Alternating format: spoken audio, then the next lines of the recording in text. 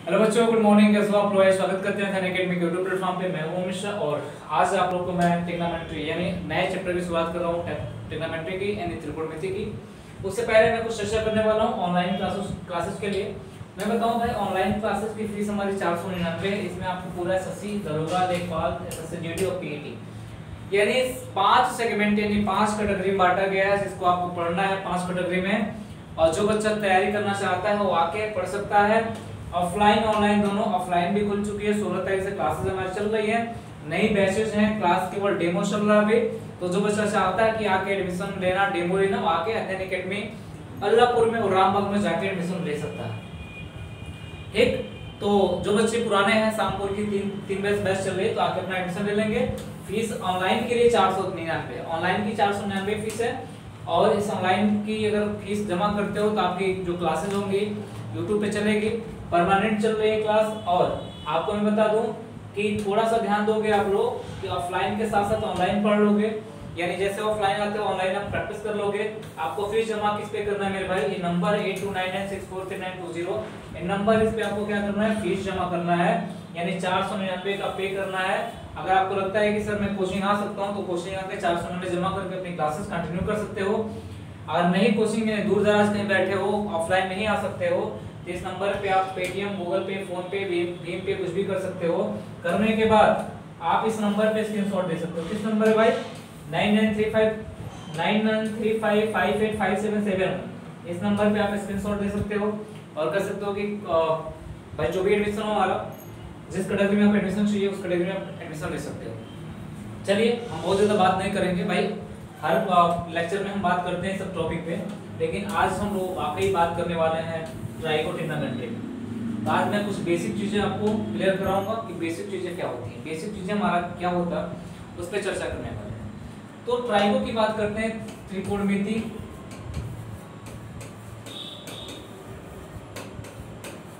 Trigonometry की बात करते हैं, इसको हिंदी में कहते हैं त्रिकोणमिति। क्या बोलते हैं भाई? हिंदी में त्रिकोणमिति बोलते हैं। क्या बोलते हैं? हिंदी में त्रिकोणमिति बोलते हैं। त्रिकोणमिति होता है, त्रिकोण समझ रहे हो, यानी एक त्रिभुज की बात यहाँ पे चर्चा, पूरा का पूरा एक त्रिभुज की चर्चा की जाती है। यानी यहाँ पे मेरा कहने का मतलब पूरा का पूरा ट्रिग्नोमेट्री में त्रिभुज पे चर्चा की जाती है। और त्रिभुज हमारा कौन सा होता है भाई? वो त्रिभुज हमारा क्या होता है? समकोण त्रिभुज होता है। इस पे ही चर्चा की जाती है। यहाँ पे आपका मान लो थीटा होता है, यहाँ पे आपका 90 डिग्री का कोण बनता है। बात को समझने का प्रयास करना। थीटा के सामने वाला भुजा है उसको लंब बोलते हैं। क्या बोलते हैं? उसको लंब बोलते हैं। और 90 के सामने वाली भुजा को कर्ण बोलते हैं। क्या बोलते हैं? कर्ण बोलते हैं। बाकी हमारा क्या हो जाता है? आधार हो जाता है। बात को समझने का प्रयास करना। मैंने कहा कि थीटा जहां दिखा, यानी थीटा अगर ये दिखा तो इसके सामने लंब होगा, 90 के सामने कर्ण होगा। अगर मान लो कि सपोज दैट कि आप कहोगे सर थीटा मान लो यहाँ दिख गया, तो थीटा आपको यहाँ दिख गया, तो जब थीटा यहाँ दिखेगा तो लंब ये हो जाएगा, यानी थीटा के सामने वाला हमेशा क्या होगा? लंब। ये आपका 90 डिग्री है तो सीधे 90 के सामने क्या होगा? कर्ण हो जाएगा। मेरी बात को समझ सकते हो आप? मैंने कहा कि थीटा के सामने वाला लंब होगा और 90 के सामने वाला कर्ण होगा, बाकी आपका क्या होगा? आधार होगा। यानी पूरा का पूरा जो हम लोग पढ़ने जा रहे हैं, पूरा का पूरा ट्रिग्नोमेट्री, हम लोग पूरा का पूरा समकोण त्रिभुज पे पढ़ रहे हैं। किस पे पढ़ रहे हैं भाई? समकोण त्रिभुज पे पूरा का पूरा ट्रिग्नोमेट्री हम लोग पढ़ने का प्रयास करेंगे।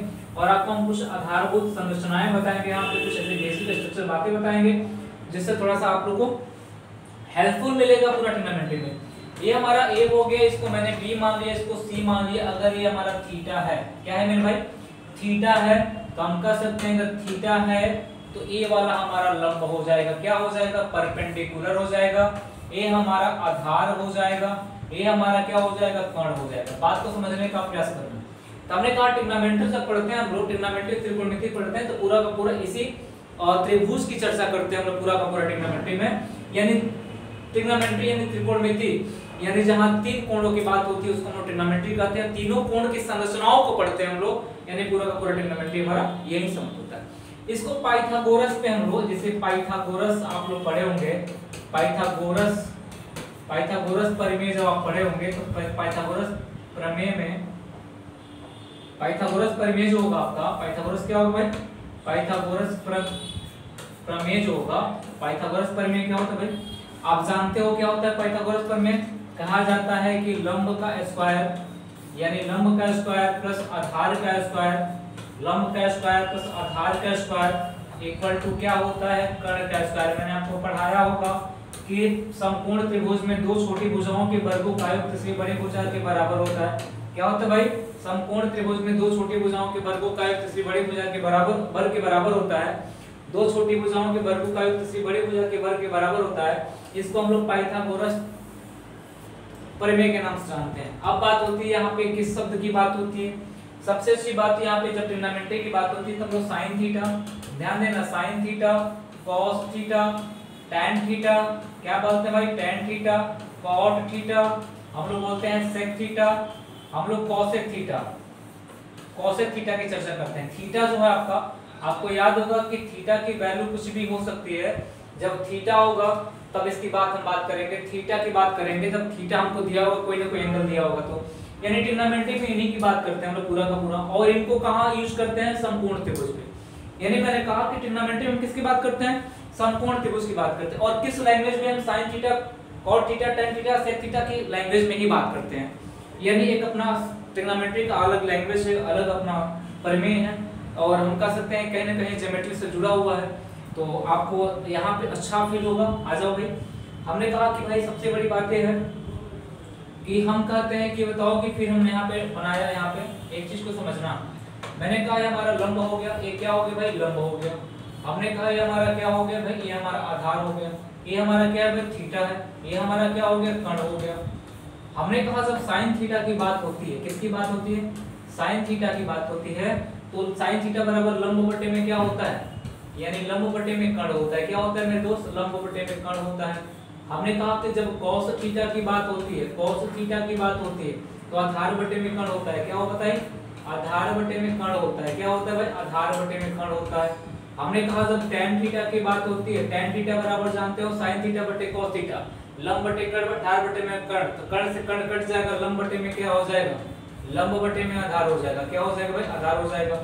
हमने कहा जब cot थीटा की बात करते हैं तो cot थीटा आधार बटे में क्या हो जाएगा, आधार बटे में लंब हो जाएगा। क्या हो जाएगा मेरे दोस्त, आधार बटे में लंब हो जाएगा।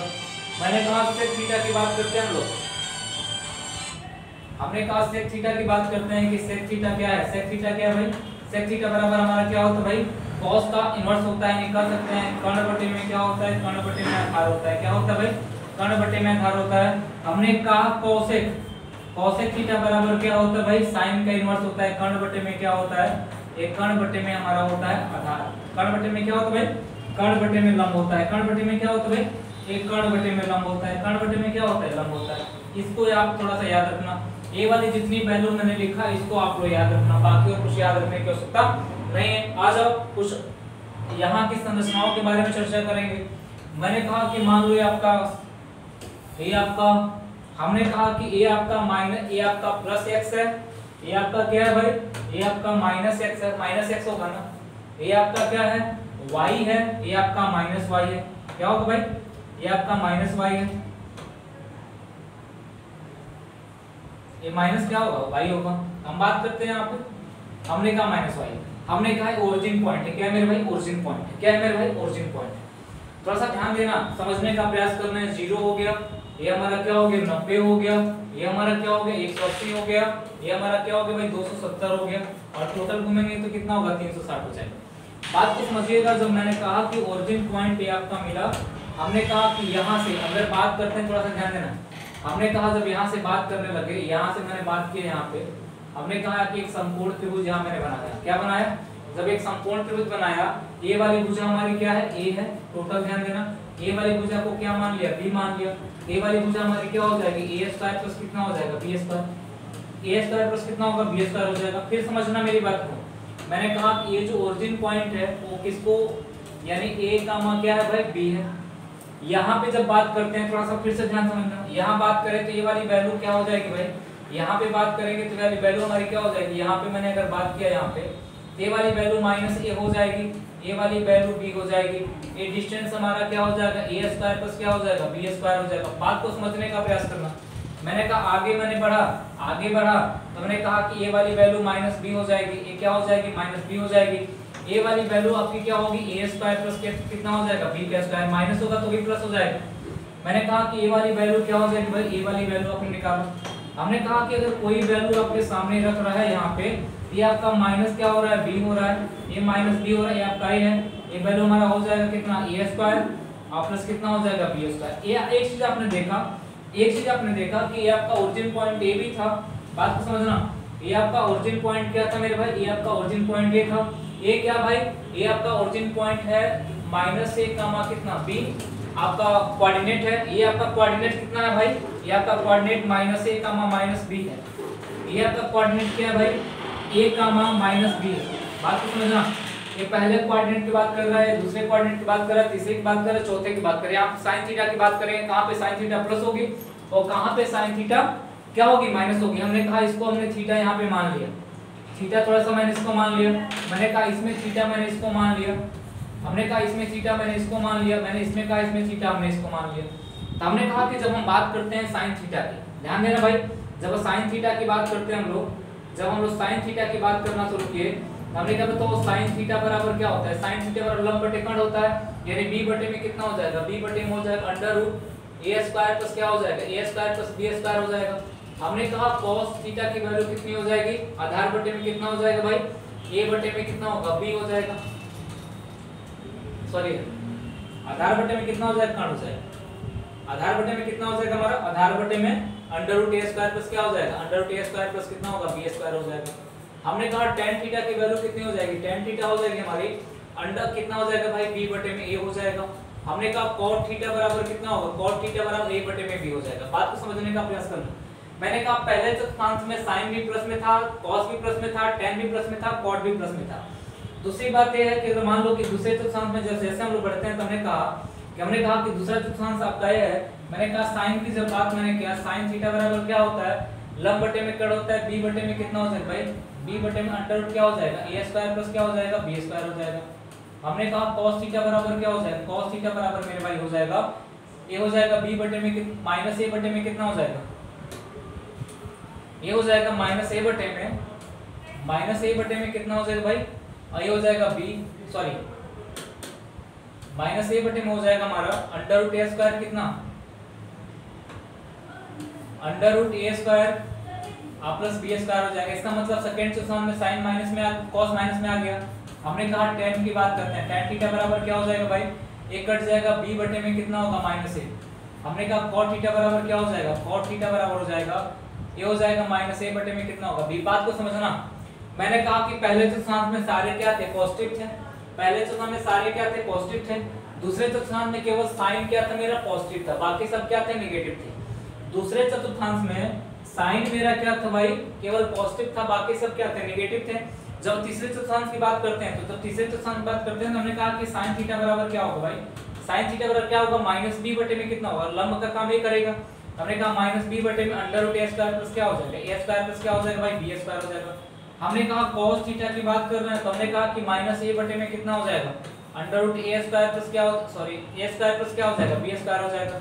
हमने कहा tan थीटा की बात किया, tan थीटा क्या हो जाएगा भाई, माइनस माइनस कट जाएगा, b बटे में कितना होगा, ये हो जाएगा। यानी cot थीटा की बात किया तो a बटे में कितना हो जाएगा, b हो जाएगा। हमने कहा चौथे चतुर्थांश में आते हैं तो हमने कहा कि sin थीटा बराबर क्या होगा भाई, sin थीटा बराबर होगा हमारा, बात के कि पॉइंट को समझने का प्रयास करना। मैंने कहा कि sin थीटा बराबर क्या होगा, ये हो जाएगा माइनस b बटे में कितना होगा, under root a square plus कितना होगा, b का स्क्वायर।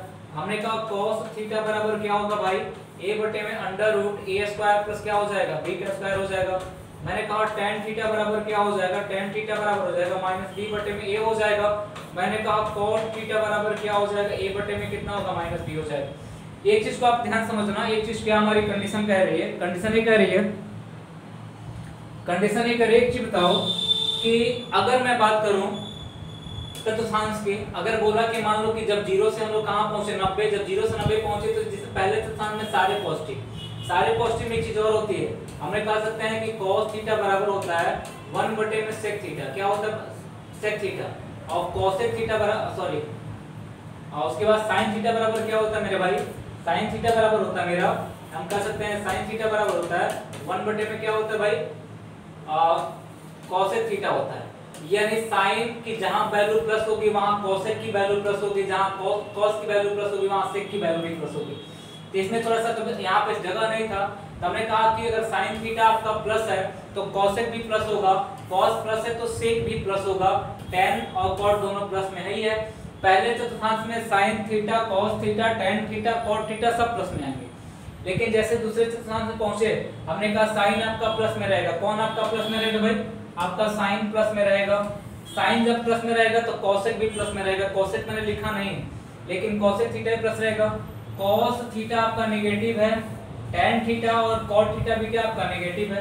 यानी दूसरे चतुर्थांश की बात करें साइन केवल पॉजिटिव होगी, बाकी सब क्या होंगे नेगेटिव। यानी अभी ग्राफ हम जब पढ़ाएंगे आपको, आज बेसिक मैं बता रहा हूँ, बाकी कल से क्वेश्चंस मैं कराऊंगा इस पे, तो मैं बेसिक समझा दे रहा हूँ आपको बेसिक चीजें कि कहाँ पे साइन प्लस साइन होंगे और नेगेटिव होंगे, कहाँ पे कॉस नेगेटिव होगा, कहाँ पे टेन नेगेटिव होगा, कहाँ पे कॉट नेगेटिव होगा। इतना जान लेंगे तो चीजें बहुत आसान हो जाएगी हमारे जब क्वेश्चन करेंगे। यानी बेसिक स्ट्रक्चर आपको बता रहा है। हमने कहा जब तीसरा चतुर्थांश में हम लोग आए, तीसरे में आए, यानी जब हम लोग 180 से आगे बढ़ना शुरू किए, किससे? जब 180 से आगे बढ़ना शुरू किए, जब 180 से आगे बढ़े तो हम लोग क्या है कि साइन भी हमारा नेगेटिव था, कॉस भी हमारा नेगेटिव था। पॉजिटिव कौन कौन मिला?